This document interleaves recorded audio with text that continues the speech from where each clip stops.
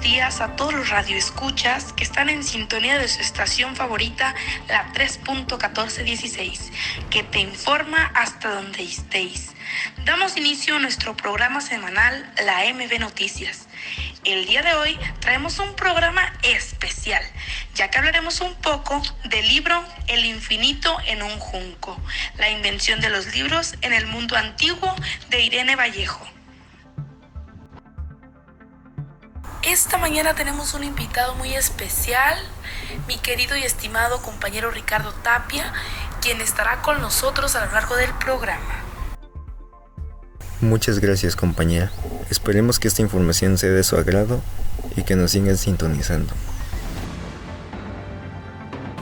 Y recuerden, mi nombre es Dani Torres y se pueden comunicar al número aquí en cabina 4433252847 para que manden sus mensajes, sus saludos y estén en comunicación en vivo y en directo. Comenzamos hablando un poco del capítulo 74, una apasionada relación con las palabras. Escuchemos con atención. Esta información nos la va a brindar nuestro querido compañero Marlon. Pongan mucha atención. Muy buenos días a todos los radioescuchas que nos sintonizan el día de hoy. Gracias Dani, gracias Ricardo por darme este espacio. Les hablaré del Antiguo Egipto, las noticias más novedosas que han surgido hasta el día de hoy.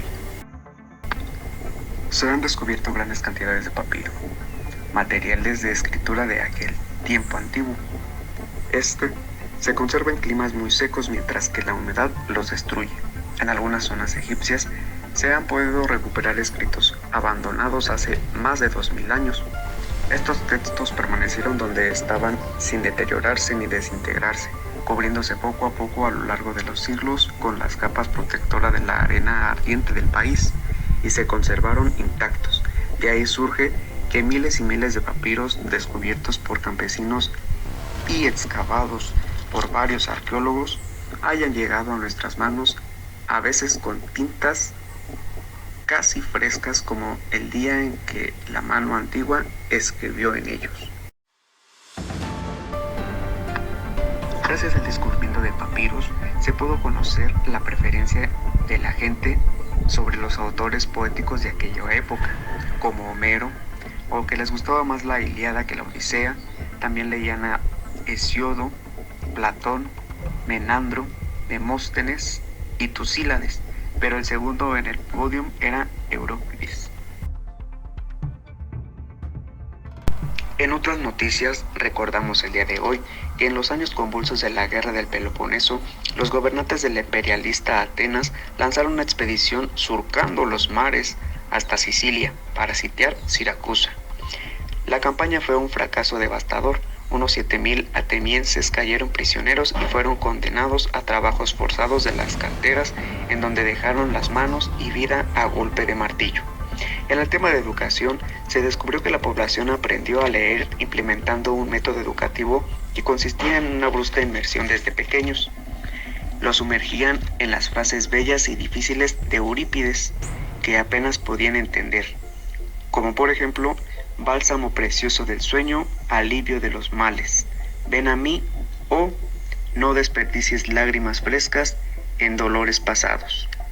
Y no se les introducía a los niños en la lectura con frases fáciles como mi mamá me ama.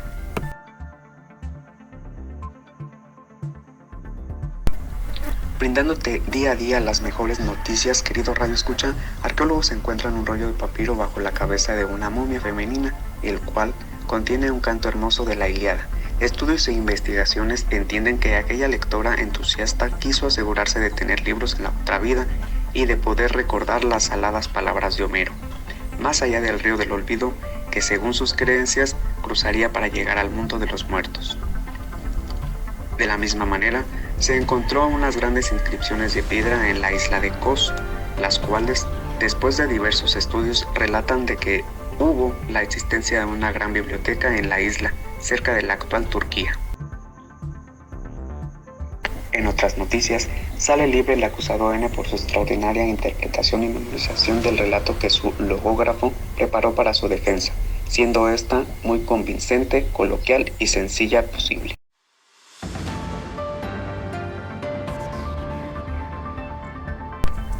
Han descubierto el primer indicio de la terapia médica de las enfermedades emocionales. Antífote fue auténtico pionero del psicoanálisis y la terapia de la palabra. El ejercicio de su profesión le había enseñado que los discursos sí son efectivos, pueden actuar poderosamente sobre el estado de ánimo de la gente, conmoviendo, alegrando, apasionando, sosegando, y así inventando un método para evitar el dolor de la aflicción, comparable a la terapia médica de los enfermos. George Orwell y su ministro de la Verdad ha puesto en marcha un proyecto destinado a reescribir toda la literatura del pasado. Está previsto que la fabulosa tarea acabe en el año 2050.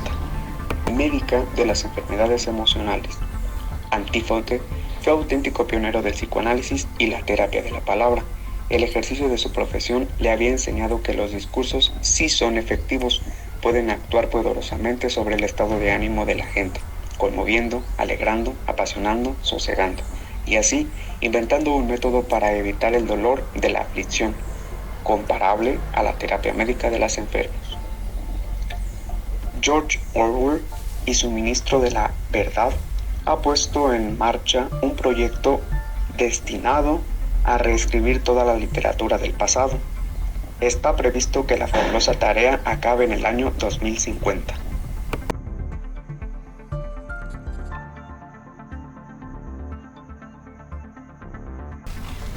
Muchas gracias, Marlon, por tu información.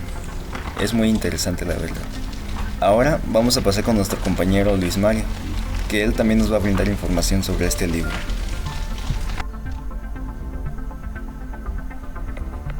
Les comentamos el veneno que tienen los libros para los lectores, pero también la fragilidad con los que cuenta cada libro.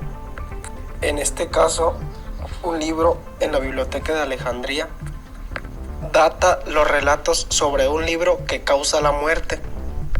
Este volumen maldito, cuya sola lectura provoca la locura y el suicidio, es una invención para el universo terrorífico de sus mitos. Por supuesto, nunca llegamos a conocer el contenido porque nadie ha sobrevivido para revelarlo. Se rumorea persistentemente que alberga saberes arcanos y hechizos de brujería que permiten entablar contacto con seres alienígenas de malignos poderes a los antiguos, expulsados en tiempos inmemoriales de nuestro planeta por practicar la magia negra. Estos seres yacen alertagados en el espacio a la espera de una oportunidad de apoderarse del mundo que ya una vez fue suyo. En este caso, el autor de este libro vivió con alarma el fenómeno social y funerario en el que reedición tras reedición se iba convirtiendo su libro. Se sabe que algunos países llegaron a prohibirlo por motivos de salud pública. Y bueno, hasta aquí mi reporte, esto sería todo.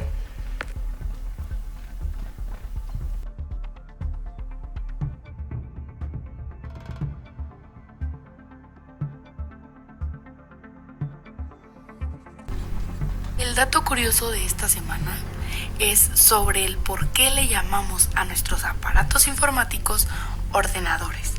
Bueno, pues fue un profesor de lenguas clásicas de la Sorbona, Jacques Perret, quien propuso en 1955 a los directivos franceses del IBM, en vísperas de lanzar al mercado las nuevas máquinas, sustituir el nombre anglosajón computer, que alude solo a las operaciones de cálculo, por ordinateur, que incide en la función, mucho más importante y decisiva, de ordenar los datos.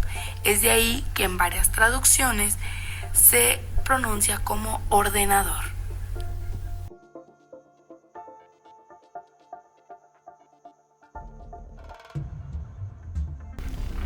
Seguimos con nuestra compañera Elizabeth, que también nos va a brindar información muy especial.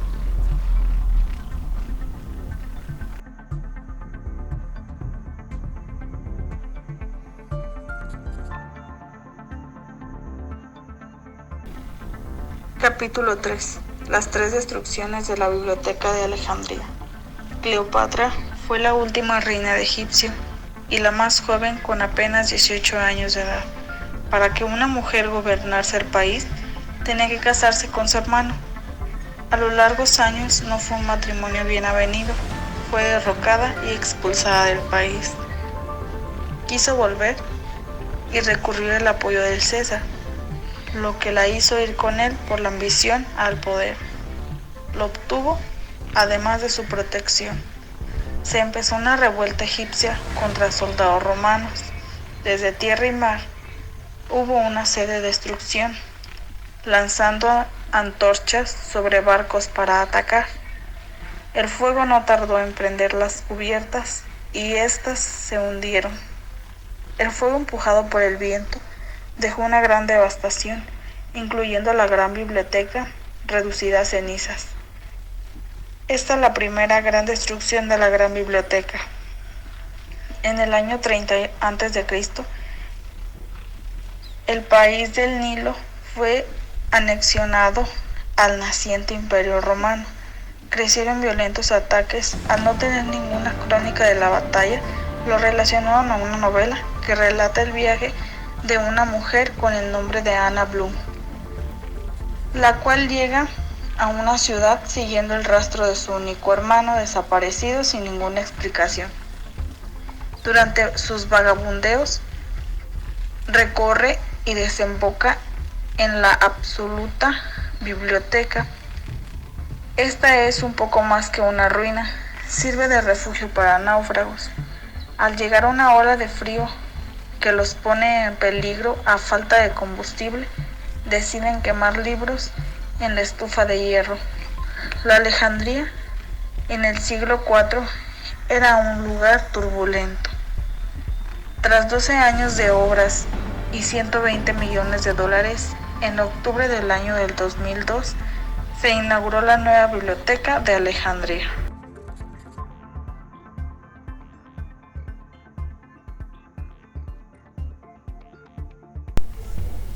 Seguimos con nuestra compañera Rosa María, que también tiene buena información sobre este tema.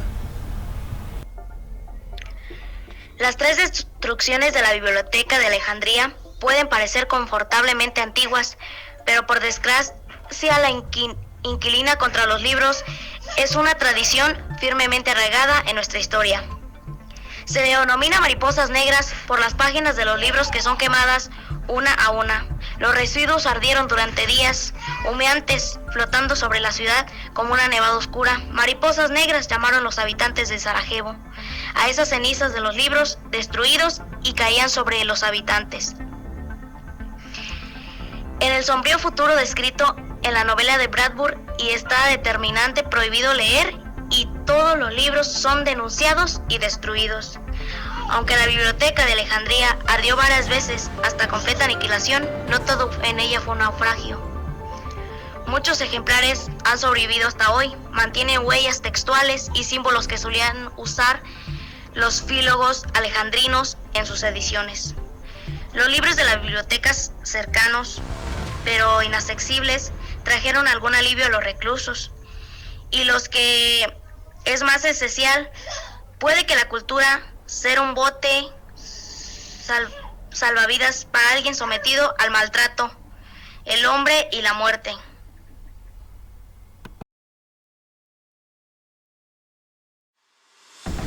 Gracias, compañera, por tu reporte. Ahora vamos a cerrar con la compañera Dani, que nos va a hablar de otro tema muy interesante.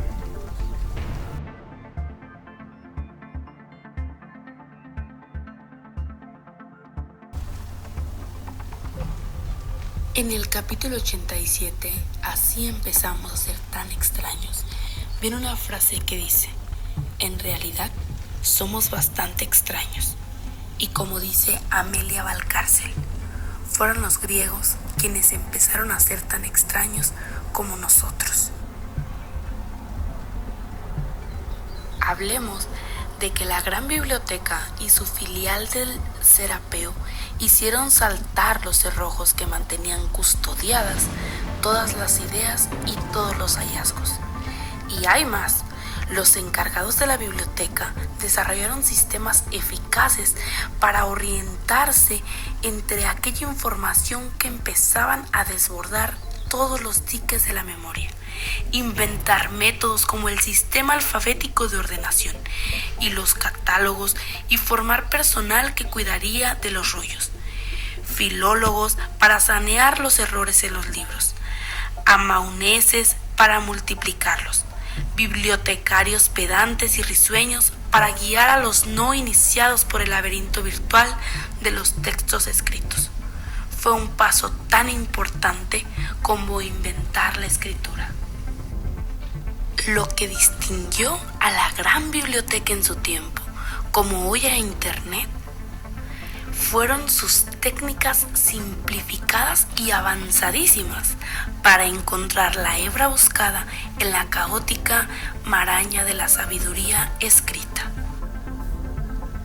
Mejores tiempos de la biblioteca, y siguiendo la estela de Alejandro, los filósofos estoicos se atrevieron a enseñar por primera vez que todas las personas son miembros de una comunidad sin fronteras y que están obligados a respetar la humanidad en cualquier lugar y circunstancia en que la encuentren.